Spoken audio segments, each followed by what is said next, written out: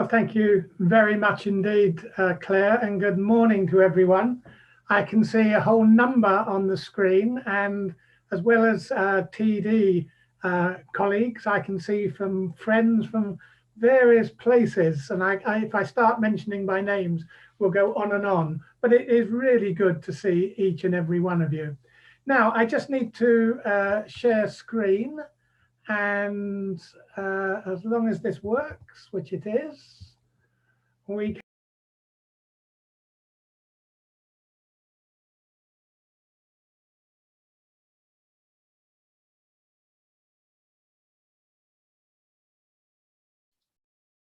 You've muted yourself, Paul.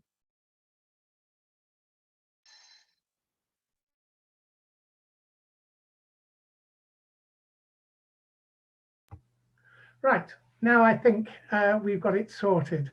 It would be a difficult seminar if I couldn't say anything.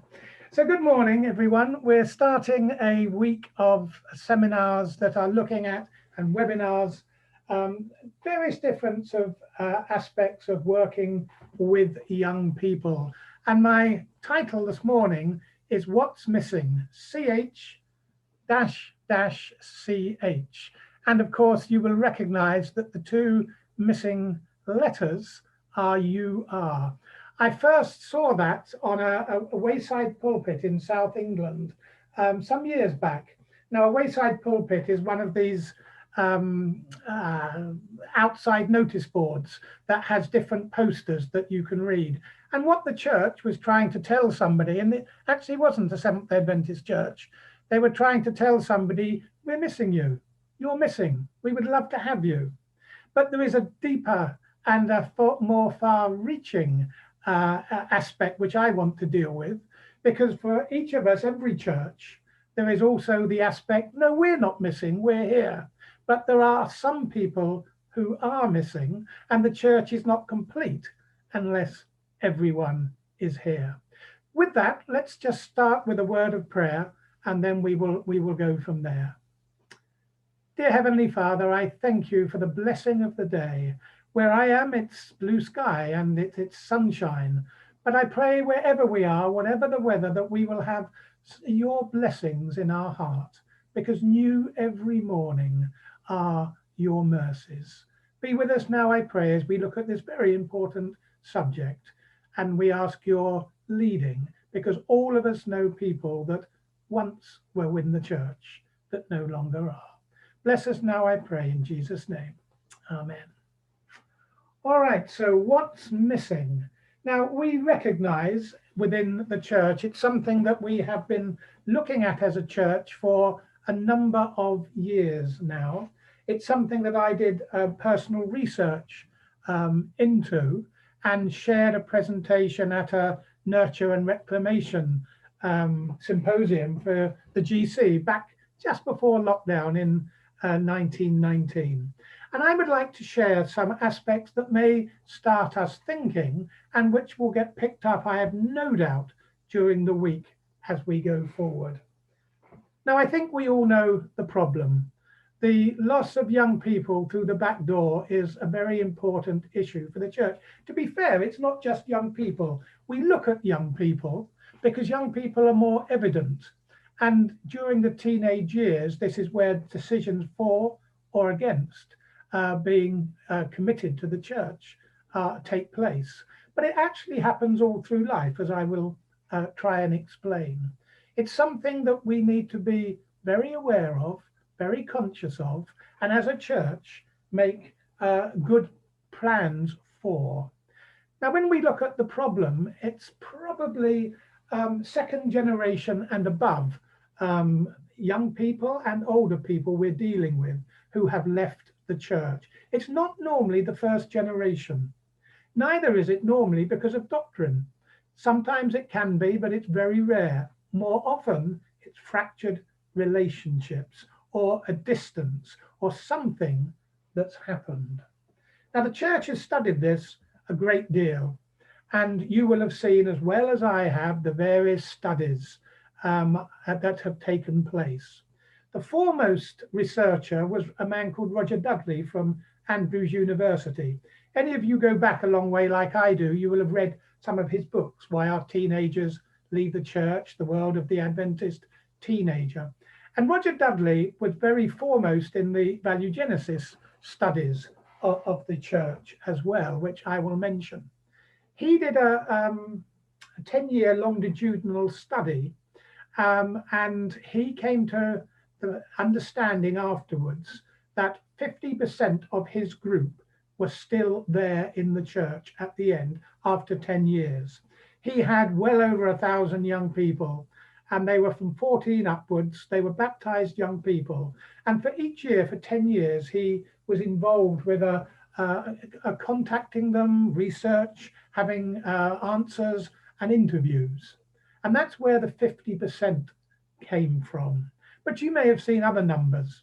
The Nurture and Reclamation seminars from the GC, they came, as you'll see at the top of the screen, they came to a figure 1 in 3 leave over the past 50 years.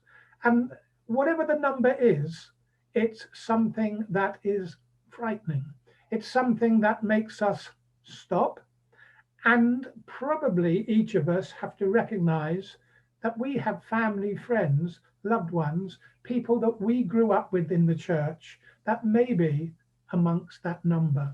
Now, what I'm going to say now is, I think, a truism. Never mind how long somebody has been away, there is always a new day. There is always opportunity for someone to return. And that does happen. You know it, I know it too.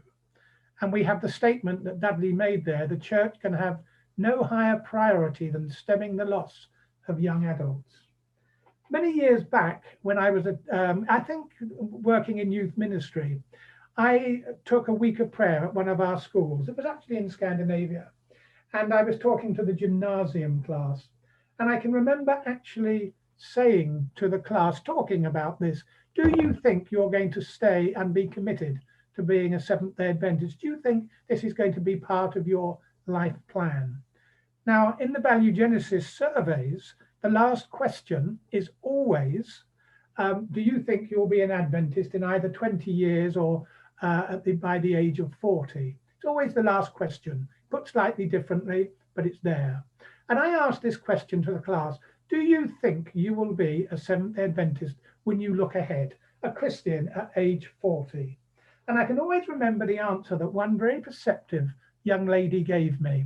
And she could only have been about 18 at the time, because that was the age of the class, 17, 18. And she looked at me and she said, I hope I will be at age 40, but I'm not so sure about next year.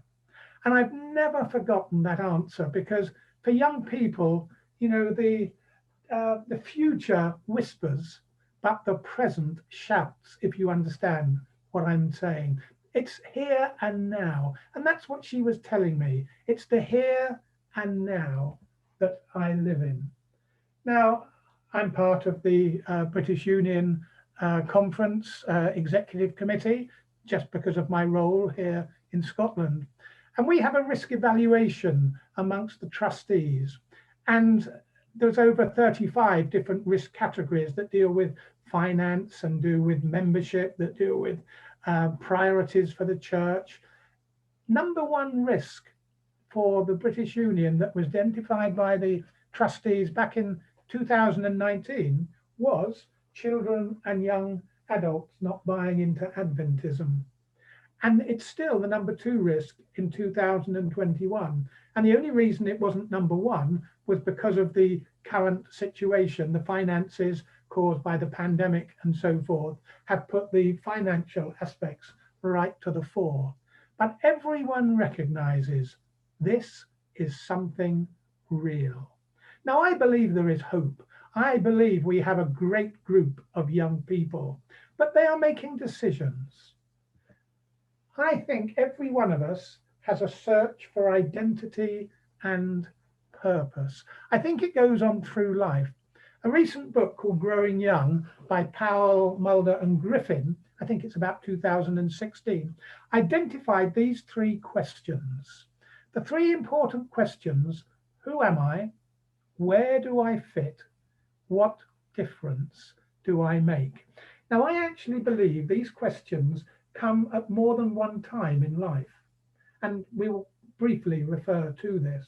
Obviously, during the years of youth, adolescence, teenage years, they come to the fore very, very strongly. Who am I? Where do I fit? What difference can I make? And church, family, school, all of this comes into the equation. Now, most of us here are not teenagers. My guess, we've gone on a little bit in life. And it comes back, I think, at midlife. You ask those questions again. In truth, it may come back more times. I also think it comes back when you get to older age. I'm coming up now to retirement. And as you get older and you look, again, the same questions are there. Who am I? Where do I fit? What difference do I make? And each one of us are constantly framing and reframing this in our lives. But with young people, it's perhaps more evident and more volatile. Now, let me show you a diagram, a study. Some of you may have seen this before, but it tells a story. Why do young people attend church? To be honest, it's why do any of us attend church? Now, it was from a Baptist study, and the man who gave the study was a youth worker called Wesley Black. There's a backstory to this because I was shared this by Barry Gain. Now, some of you may know Pastor Barry Gain. He was worked in the British Union for many years, in Australasia as well. And Barry was talking at I guess it was a youth symposium at some time, interdenominational. And he was sharing that the Adventist Church were looking at this question. And we had the Value Genesis studies. And he said, we are losing our young people. We're trying to understand why. And this man, Wesley Black, said to him, oh, we're not losing them. And Barry looked at him and said, well, I think you will find you will be. Go and have a look. And to be fair, he did. He went away and had a look, and he came back. And next time he saw Barry, he said, well, you were right. We are losing them in droves about the time of when they leave school, go to university. And he put down a diagram. And there you see the diagram. He kind of pictured his research. And you've got in blue on one side why young people aren't active. And on the other side, why they are. That's the yellow. The blue is the non-active. Now, if you look, you start from the bottom and work up. At the bottom is the parents' influence. If we have come to church as young people, that's always the given. It's going to be the family influence. Youngsters come to church with mum and dad. But you'll see there's divergence on either side. On the blue side, routine, habit, and friends, relationship. On the yellow side, you've got parents' influence, but you've got two other things there: a meaningful church experience and a deep personal faith, and of course, relationships. And it's these two areas that I'm going to very, very briefly look at: a meaningful church experience and a deep personal faith. Because somewhere, if our young people are going to catch the flame, keep the faith, they need to find these two experiences. Now, I'm going to start with the second one, or the second bubble, the deep personal faith. I mentioned I did some research. It was part of the DMIN that I was doing, and it goes back now some 12 years. And I did a research project starting from my home church, in actual fact. And I came with three focus points that I think the church need to look at. And the first one is the place in operation, and the World Church is a grand title, but where we are, that allows every young person growing up in an SDA home to receive access to a basic youth study, Bible study course by the time they're 14. I think we need to be absolutely focused on this. In Scotland, we are actually trying to do that. And through our children's ministries department connected with the pastors, we're making sure there are youth-based Bible studies for all of our young people. Now, the second point is it should be backed up by a program for the 14 to 17-year-olds. Now, I saw my friend Willie online, And back in Norway, some years back, they started an Absolute Nina program. And that was the age of confirmation, I think, for youngsters. And they were putting a program in to make sure that age group were having a program targeted for them. Because it's during those years that actually the decisions will be made. Many will tell you they're made way before the teenage years. But during the teenage years, it's acted out. And during the teenage years, at least 80% of decisions for or against Christianity, staying in the faith, are actually made. And then we come down to the last one. We need an effective discipleship program for ongoing spiritual growth for those in their 30s and 40s. And that's very true, because often we concentrate so much on the younger level, we forget the next level. And if we lose the 30s and 40s, we actually lose the next generation because we lose their children. And we're going to come on to this when we just look at some of the further recommendations. When we did the Value Genesis program in Europe, and we're going back to 2006, 2007 now, we had a number of different presentations given at some of our church meetings. And I can remember Manuela Casti, who was the head of the Value Genesis Europe program, and Steve Currow from Newbold at the time. And they gave a presentation at Debron.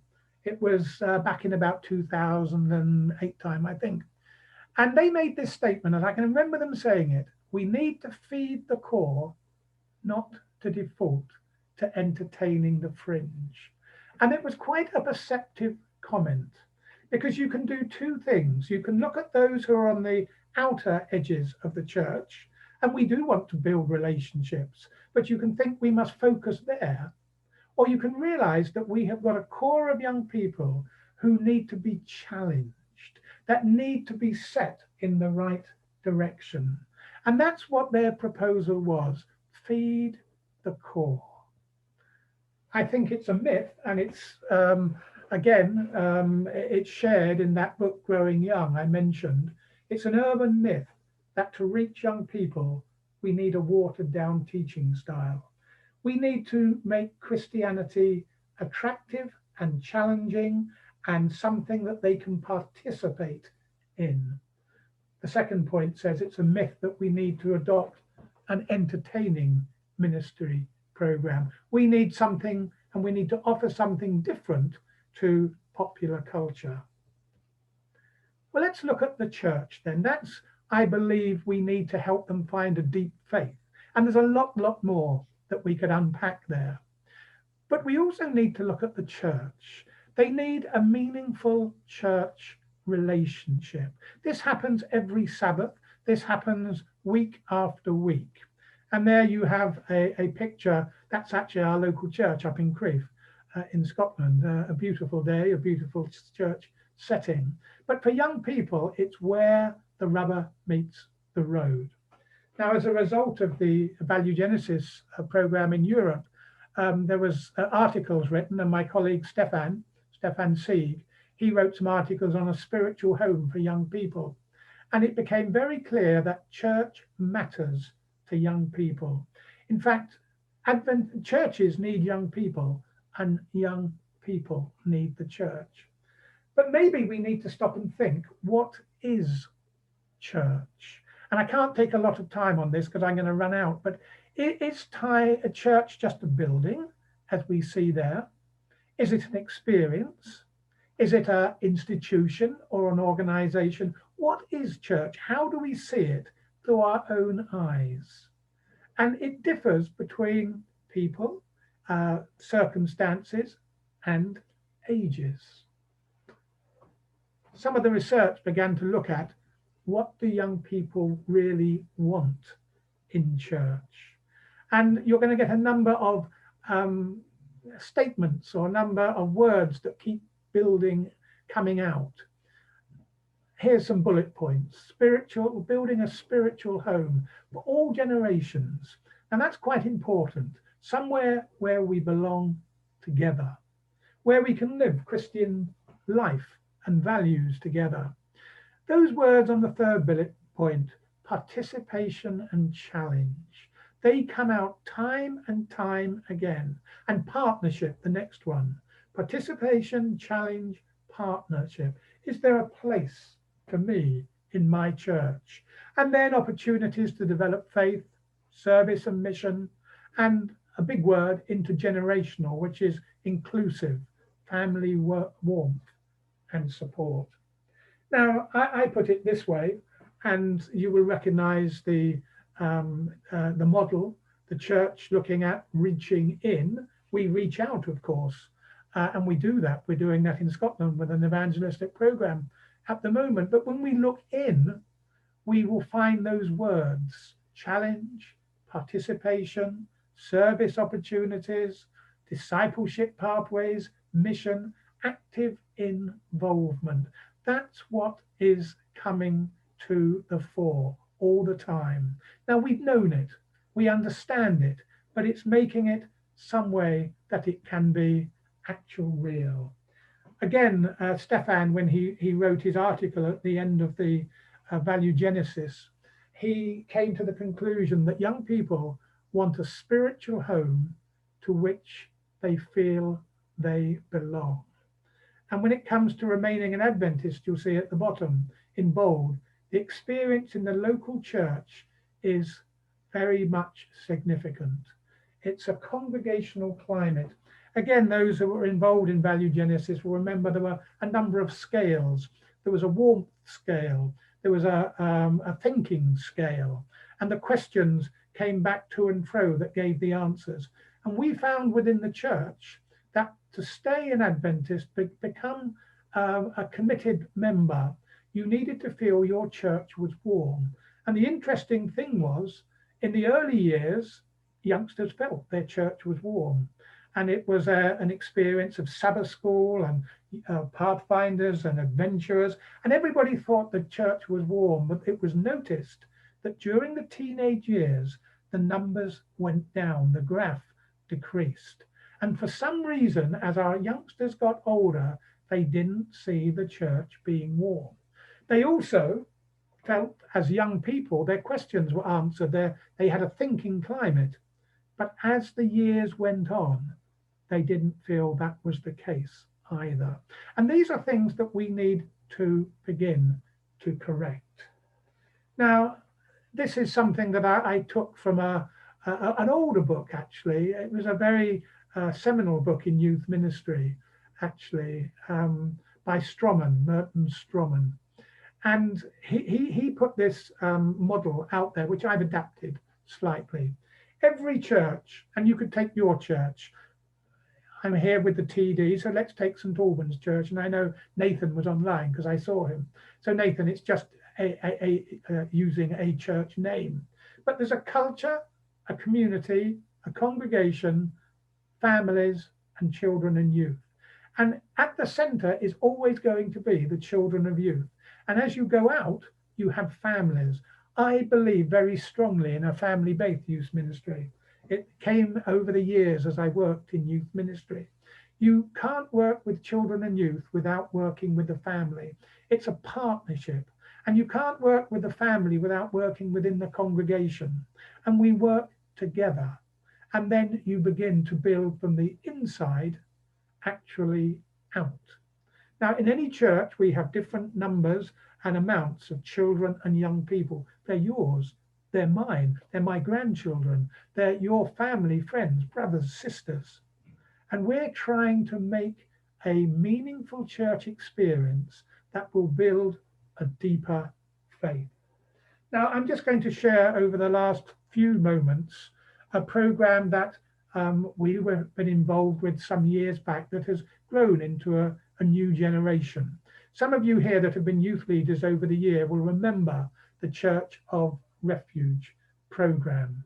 It's now gone into its new format of iCOR, Intergenerational Church of Refuge. And if Zlatko is online, he will be very much involved. Judy, I can see. So Judy is very much involved through the TED in this.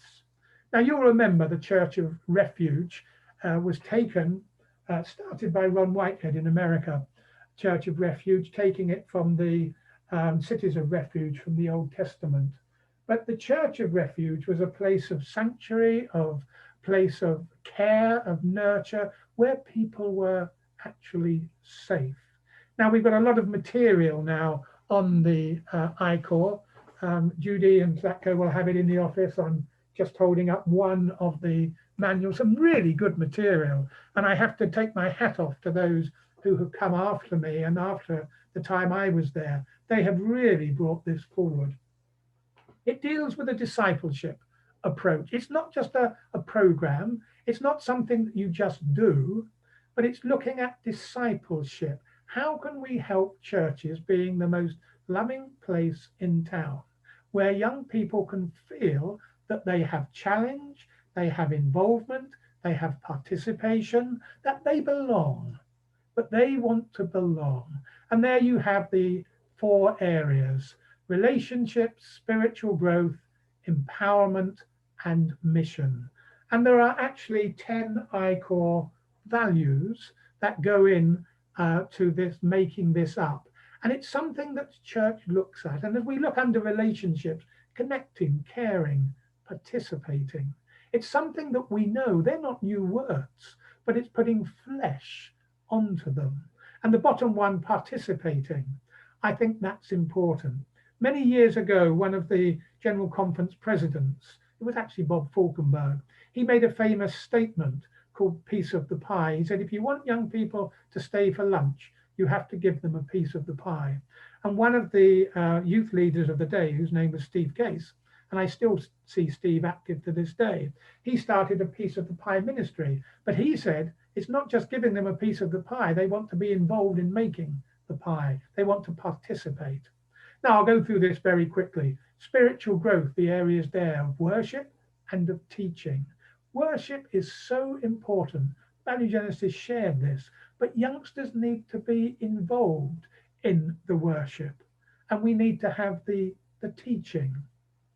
We need to empower youngsters. Or it may be a modern word, mentoring, but I can go back to my day and I can remember somebody who, if I look, was a role model and who was a mentor. And I can almost guarantee that for each one of us, that's the case. You can remember somebody who mentored you, who made a difference in your life.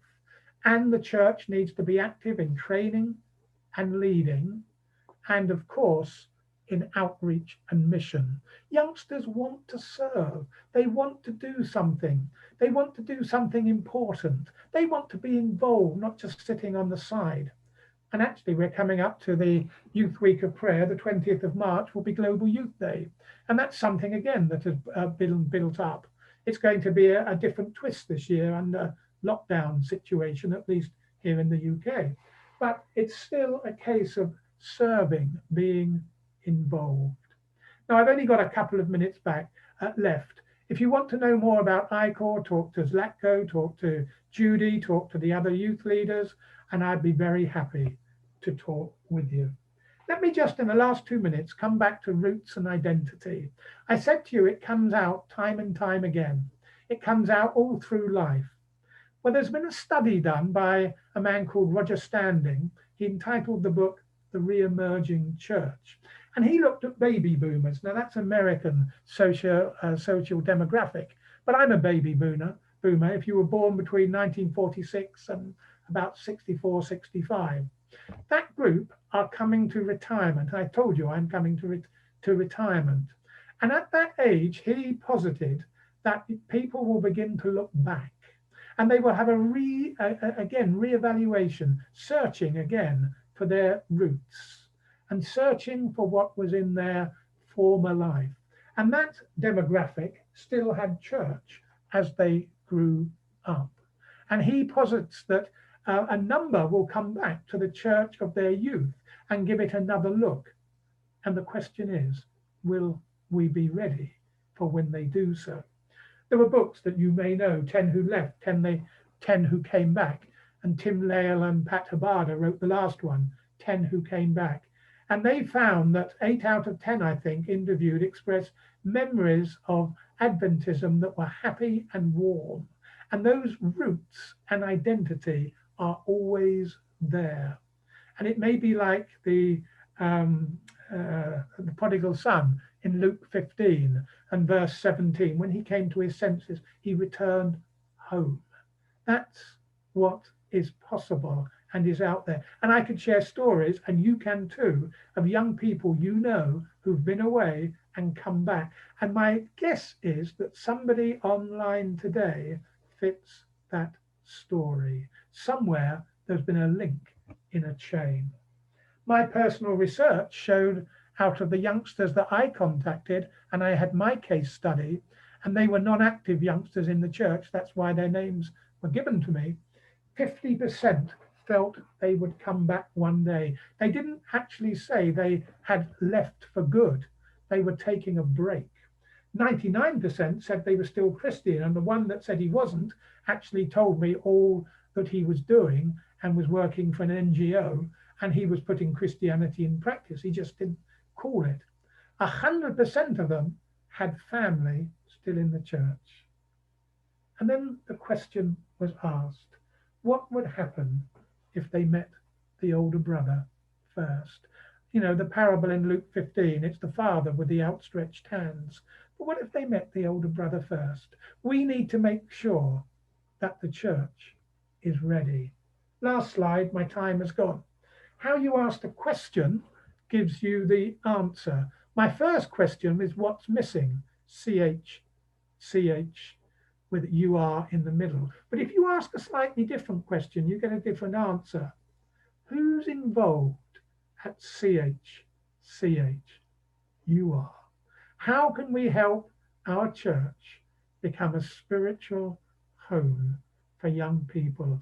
And then you begin to put faces into those two dashes. You put faces of your children, your brother, sister, your grandchildren, your family or friends or church members, and then it becomes something that is absolutely real. I have great hope for the church, great hope for our youth work. We have wonderful young people. We need to make sure that our young people are both cared for, they are loved, they have a warm church relationship, and they can grow at a deep personal faith. And we're ready for those who come back, because I believe they will. Thank you, everyone, and God bless.